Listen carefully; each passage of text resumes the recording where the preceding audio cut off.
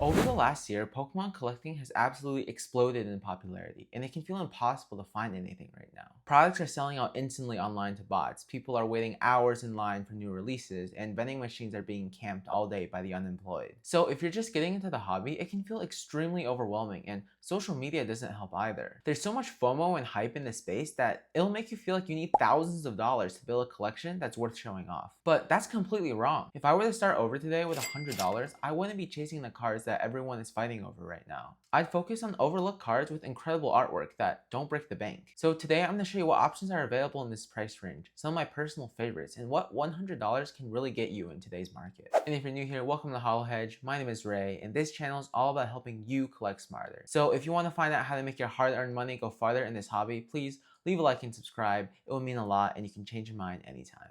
Before we get into the cards, I want to talk about what am I trying to accomplish with this $100.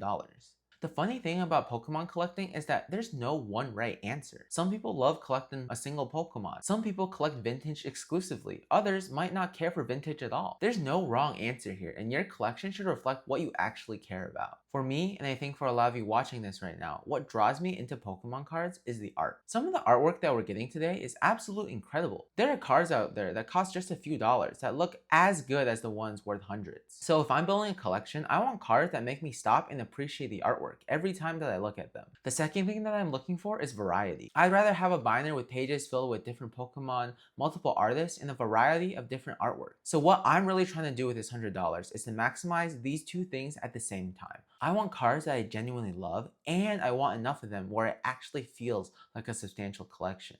Now that I've established what we're optimizing for, let's talk about where most of the budget is going to be spent on: cheap illustration rares. And honestly, if you're collecting on a budget, this is probably my favorite category. Some of these cards have great art and only cost a couple dollars because it features a less popular Pokemon, or the pull rates are more favorable. If you look at the Mega Evolution era, a lot of the illustration rares on the low end are around $3 and less. That's insanely affordable. Some of my favorites I'll be adding to this collection from this category include this Dual Blade from Perfect Order, Togedemaru from Phantasmal Flames, and this Snover, Spiritomb, and Houndstone from Mega Evolution Base.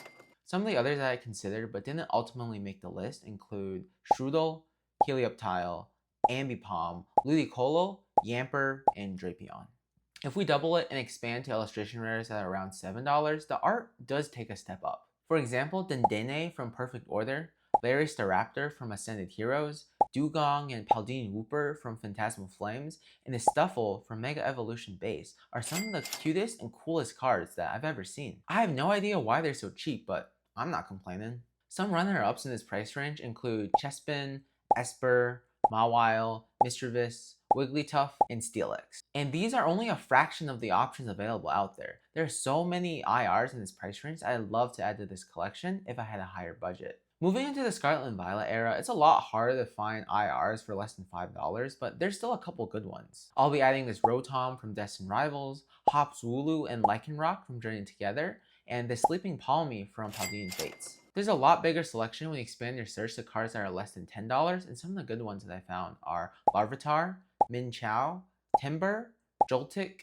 Furret, and Yama. As you can see, there's so many affordable IRs out there, and there's so many to choose from just in this category.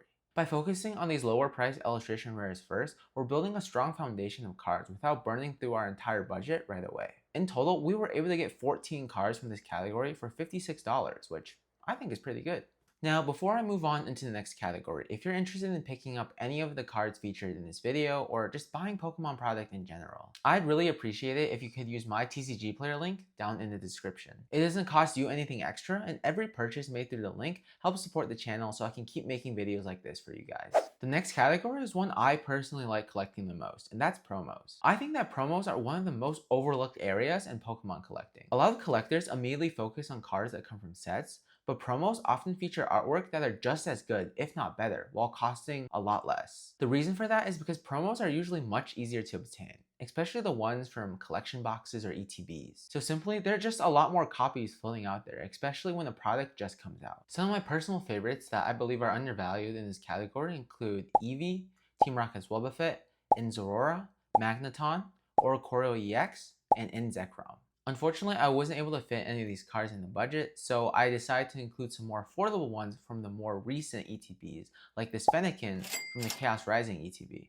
I think that this is one of the nicest promos you can buy right now for $5. And the next two are Sharkadet from the Phantasmal Flames ETB and Tyrant from the Perfect Order ETB. Definitely not as nice as the Eevee or Zekrom per se, but well worth the price at $3 and $4 respectively. When you're working with a limited budget, promos can be one of the best ways to add unique and high quality art to your collection without spending much at all. Up until now, everything we've bought so far has been relatively inexpensive, and honestly, you could stop right there and have a perfectly good collection. If you want to spend the remaining $32 of the budget on some more promos and illustration rares like the Eevee and Zekrom and maybe a Yama, you could and you'd be done. But personally, I don't think that the collection should be made up entirely of cheap cards. Having a centerpiece card gives the collection some identity and something to build towards in the future. So that's where this Chenpao EX special illustration rare comes in. At $30, it puts us at $98, right under that $100 mark. And yeah, we are using 30% of our budget here on one special illustration rare, but I think it's worth it. And this one specifically, I think is relatively undervalued given that it's a SIR from Paldea Evolved. Like, you really have to see the art in person because the colors and the texture all together just make it look really breathtaking. I really believe that this card completes the collection and just makes it feel whole. You have your affordable illustration rares, your promos, and then one higher end card that